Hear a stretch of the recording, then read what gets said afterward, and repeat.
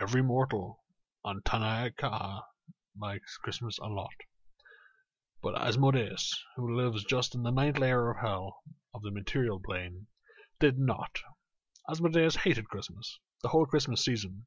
Now, please don't ask why. No one quite knows the reason. It could be that his head wasn't screwed on quite right. It could be, perhaps, that his shoes were too tight. But I think that the most likely reason of all may have been that his heart was 2 sizes too small.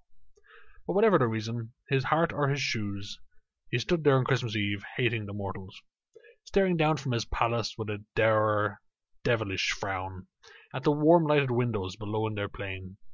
For he knew every mortal in Tanayakaha was busy now, hanging a mistletoe wreath.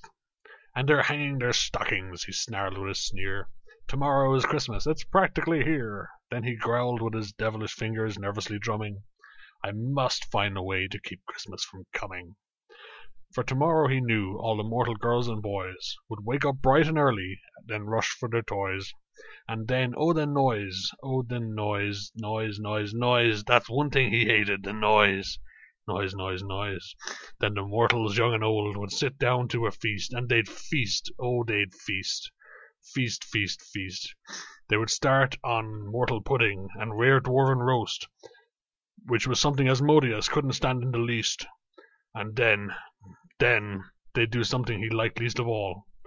Every mortal in the material plane, the tall and the small, would stand close together, with Christmas bells ringing. They'd stand hand in hand, and the mortals would start singing. They'd sing and they'd sing, and they'd sing. And the more Asmodeus thought of the mortal Christmas song, the more Asmodeus thought, I must stop this whole thing. Why, for 53,000 years I've put up with it now. I must stop Christmas from coming, but how?